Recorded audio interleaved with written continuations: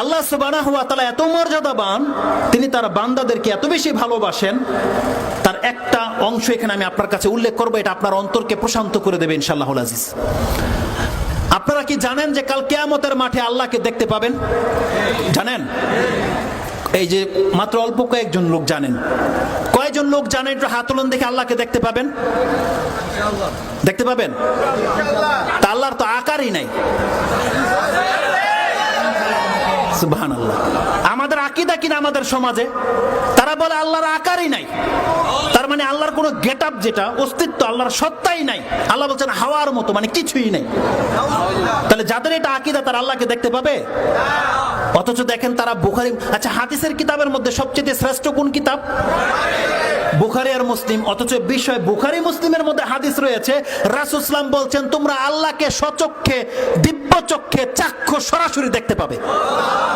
তাহলে যারা বিশ্বাসী করেন আল্লাহর আকার নাই, তো তারা কি দেখবে? কাকে দেখবে? কিছুই দেখতে পাবে না। তাহলে আকীদা দেখেন, আমাদের কোরআন সুন্নাহ থেকে আমাদের আকীদার কোনো মিল নাই। আরে আল্লাহ দেখতে কেমন এটা আমি বয়ান করছি না আপনাকে। আল্লাহর হাত আছে না পা আছে, দেখতে কেমন ওটা বয়ান করার বিষয় নয়। বিষয় হচ্ছে আল্লাহ সুবহানাহু ওয়া তাআলা আছে কিনা। আর আল্লাহর রাসূল বলছে যে কাল কিয়ামতের মাঠে তোমরা আল্লাহকে নিজের চোখে চাক্ষুষ দেখতে পাবে। আপনি হাদিসের নাম্বার জানতে চান?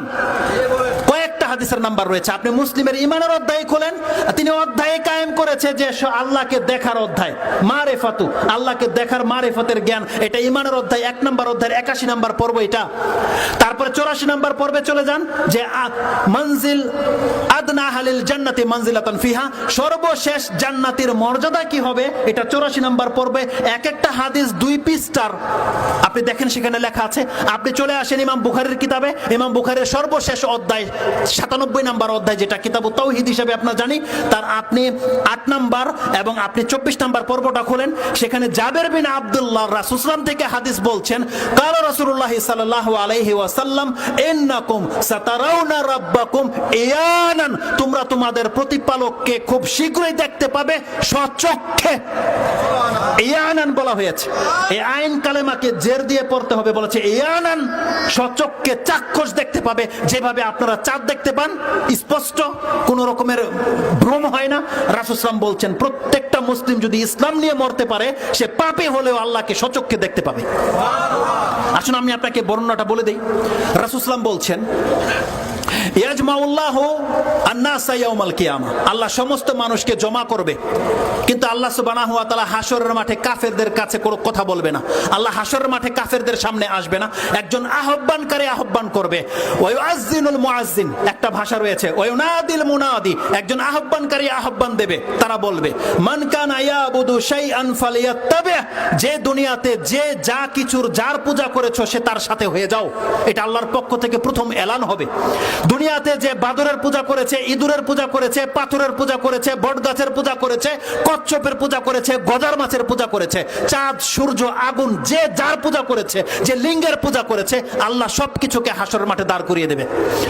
দিয়ে বলা হবে মান কানা ইয়াবুদু শাইআন ফালিয়াত্তাবি, যে যার ইবাদত করতে তার সাথে হয়ে যাও।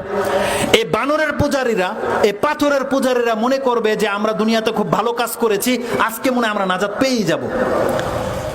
তারা স্বেচ্ছায় হাসরের মাঠ থেকে আলাদা হয়ে যাবে। হাদিসের ভাষাটা এরকম, ওয়ায়াতবাউ মান কানা ইয়াবুদু শামসা শামসান ওয়ায়াতবাউ মান কানা ইয়াবুদুল কামারা কামারান ওয়ায়াতবাউ মান কানা ইয়াবুদু তাওয়াগিত তাওয়াগিত। এই তাওয়াগিত বলে দিয়ে আল্লাহ সমস্ত বস্তুকে শামিল করে দিয়েছে। আল্লাহ বলছেন যে যার পূজা করেছো, যে সূর্যের পূজা করেছে সূর্যের দিকে হয়ে যাবে, যেই ব্যক্তি চাঁদের পূজা করেছে চাঁদের দিকে হয়ে যাবে, আগুনের পূজারীরা আগুনের দিকে হয়ে যাবে। এইভাবে প্রত্যেকটা বস্তুকে আল্লাহ তাগুত দিয়ে আলাদা করে দিয়েছে। যখন তারা আলাদা হয়ে যাবে, ওয়ায়াবকা হাযিহিল উম্মাহ ফিহা মুনাফিকুহা, সেখানে মুনাফিকরা এবং মুসলিমরা বাকি থাকবে। যারা মুসলিম, আল্লাহ সুবহানাহু ওয়া তাআলা কেবলমাত্র তাদের সামনে আসবে এবং তাদেরকে আল্লাহ সুবহানাহু ওয়া তাআলা দেখা দেবে। ওটা এমন একটা দৃশ্য হবে, এমন একটা মঞ্জর হবে, শেখকে দেখা শেষ হয়ে গেলে বাকি কথাটা আমি 5 মিনিটে সেরে দেব। দেখে নেন একটু ভালো করে। শেখকে আমি অনেকদিন ধরে দেখি, যারা ফরাজি কান্দার সালাত আদায় করতেন শেখকে দেখেছেন কয়েক বছর, প্রায় 7 থেকে 10 বছর শেখকে দেখেছেন, বা আরো বেশি, শেখ বলবে। তো একটু দেখে নেন আপনারা ইনশাল্লাহ। দেখা হয়ে গেছে? আমি আপনাকে আপনার রবকে দেখাতে চাচ্ছি, আপনারা শেখকে দেখে সন্তুষ্ট বলেন, অথচ আমি আপনাকে বয়ান করছি আপনি আল্লাহকে দেখতে পাবেন। আল্লাহকে, যেই সত্তার ইবাদত করছেন আপনি, যার জন্য কপালে মাথা মাটিতে নামিয়ে দিচ্ছেন, সেই আল্লাহকে দেখার পরে পৃথিবীর কোন নিয়ামত, জান্নাতের কোন নিয়ামত আপনার তুচ্ছ মনে হবে। সেই রবকে আপনি দেখতে পারবেন, আপনি তার মূল্যায়ন করছেন না। আপনাকে আল্লাহ সুবহানাহু ওয়া তাআলাকে দেখতে চান? আপনি দেখতে চান যে সেই ব্যক্তি আপনি হন যারা প্রত্যেক মুমিন মুসলিম আল্লাহকে দেখতে পাবে স্বচক্ষে? এর জন্য আপনাকে কি করতে হবে? অন্তত পক্ষে আপনার ঈমানটাকে টিকিয়ে নিয়ে মরতে হবে। আপনার সম্পর্ক যেন কোনো কাফেরের সাথে না হয়, আপনার সম্পর্ক যেন কোনো মুনাফিকের সাথে না হয়, আপনার সম্পর্ক যেন কোনো রিয়াকারী, কোনো বেদিনের সাথে যেন না হয়। একটা জুমলা এখানে রয়েছে, শেখ যেহেতু চলে এসেছে, বড় থাকলে ছোট কথা বলবে না, এটা হচ্ছে মজলিসের আদব। এজন্য আমি বেয়াদবি মাপ চাচ্ছি, মাত্র 2 মিনিটে আমি এই শুধু কথাটাকে ছেড়ে দেব। এটা এমন একটা জায়গা হবে, আল্লাহ সুবহানাহু ওয়া তাআলা মুমিনদেরকে উদ্দেশ্য করে বলবেন, ফামা তানতাজিরুনা, তার সাথে চলে যাবে, তোমরা কার অপেক্ষায় আছো? মুমিনরা তখন বলবে, নানজুরা রাব্বুনা, যে রবের ইবাদত করেছে সেই রবকে দেখার জন্য আমরা অপেক্ষায় আছি। এটা মুসলিমের ভাষা রয়েছে, মুসলিমের ঈমানের অধ্যায় 370 নম্বর হাদিস আপনি খোঁজেন, একেবারে শেষ টুকরার মধ্যে পেয়ে যাবেন। সেখানে রাসূলুল্লাহ সাল্লাল্লাহু আলাইহি ওয়াসাল্লাম বলছেন, তখন আল্লাহ সুবহানাহু ওয়া তাআলা কি করবে? বলবে, আনা রাব্বুকুম, আমি তোমাদের রব। তখন মুমিনরা বলবে, হাত্তা নানজুরা ইলাইক, যতক্ষণ পর্যন্ত আপনাকে দেখে না নিচ্ছি ততক্ষণ পর্যন্ত আমাদের অন্তরে প্রশান্তি আসবে না। রাসূল সাল্লাল্লাহু আলাইহি ওয়াসাল্লাম বলছেন, ফায়াতাজাল্লাহু ইয়াদহাক, আল্লাহ হাস্য উজ্জ্বল চেহারা নিয়ে তাদের সামনে থেকে পর্দা সরিয়ে দেবে। আল্লাহর নূর তাজাল্লিকে আল্লাহ প্রকাশ করে দেবে। আল্লাহ বলবে, আনা রাব্বুকুম, তখন প্রত্যেক মুমিন বলবে, আনতা রাব্বুনা, হ্যাঁ আপনি আমাদের প্রতিপালক, যার ইবাদত আমরা করেছি। তার আগে একটা ঘটনা ঘটবে। আল্লাহ বলছেন, হাল বাইনাকুম আয়াতুন তারিফুনা বিহা, তোমাদের কাছে এমন কোন নিদর্শন আছে যে আল্লাহকে দেখলে চিনতে পারবে? প্রত্যেক মুমিন বলবে, হ্যাঁ আমরা দেখলে চিনতে পারবো। সেটা কি?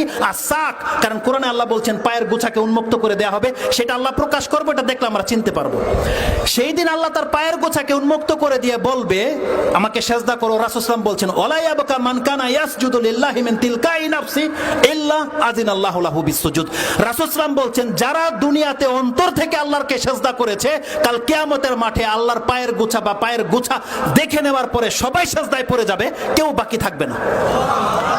আর যারা নামাজ পড়েছে আল্লাহর জন্য নয়, অন্যের জন্য, কারো ভয়ে, কোনো স্বার্থে, রাসূল সাল্লাল্লাহু আলাইহি ওয়াসাল্লাম বলছেন, ইল্লা মান কানা ইয়াসজুদু মিন তিলকা মিন ইত্তিকাআন ওয়া রিয়াআন ইল্লা জাআলাল্লাহু যাহরাহু তাবাকাতান ওয়াহিদা, আল্লাহ তার পিঠটাকে একটা লাঠির মতো শক্ত করে দেবে। অন্য বর্ণনায় গরুর পিঠের মতন কথা আছে। যখনই সে চাইবে, ইজা আরাদা আইয়াসজুদু খাররা আলা কাফা, রাসূল সাল্লাল্লাহু আলাইহি ওয়াসাল্লাম বলছেন, যখনই সে সিজদা করতে চাইবে তখনই সে উপর হয়ে পড়ে যাবে। সেই দিন ফয়সালা হয়ে যাবে কে আল্লাহর বান্দা, কে আল্লাহর বান্দা নয়। এই জন্য যারা সালাত আদায় করেন না তারা দুনিয়া থেকে সতর্ক হয়ে যান। দেখেন, আমি আবারও বলছি, আপনার পাপকে আল্লাহ মাফ করে দেবে, কিন্তু আপনি আল্লাহর বান্দা হয়ে কাল কিয়ামতের দিন উঠেন, আপনি পাপে হলেও আল্লাহকে আপনি দেখতে পাবেন। এটা হচ্ছে আপনার জন্য মেসেজ, যে মেসেজটা আমাদের শেখরা আমাদেরকে বারবার দিয়েছে। আমি জানতাম না, বাংলার জমিনে কখনো শুনিনি যে বেনামাজি মুসলমান নয়। এই কথা আমাকে শুনতে হয়েছে সৌদি আরব গিয়ে। আমার মতন ব্যক্তি নামাজ পড়তো না। কে জানে, কে চায় কষ্ট করে নামাজ পড়তে? বলেন। যখন আমি জানছি যে আমি পাপী হলো আল্লাহ আমাকে মাফ করবে, আমি মুসলিম সেজন্য আল্লাহ আমাকে মাফ করবে, কিন্তু কোনো বেনামাজিকে আল্লাহ মাফ করবে না, সে মুসলমানদের কাতারেই পড়ে না, সেদিন থেকে আমি নামাজ ধরে নিয়েছি। আলহামদুলিল্লাহ, এখন পর্যন্ত ছুটেনি। আল্লাহর কাছে দোয়া, আল্লাহ যেন কিয়ামত পর্যন্ত নামাজি হয়ে তাকে সেজদা করে যেন আমরা মরতে পারি, আমরা আল্লাহর কাছে এই দোয়া করি। সুবহান রাব্বিকা রাব্বিল ইজ্জাতি আম্মা ইয়াসিফুন ওয়া সালামুন আলাল মুরসালিন আলহামদুলিল্লাহি রাব্বিল আলামিন। আসসালামু আলাইকুম।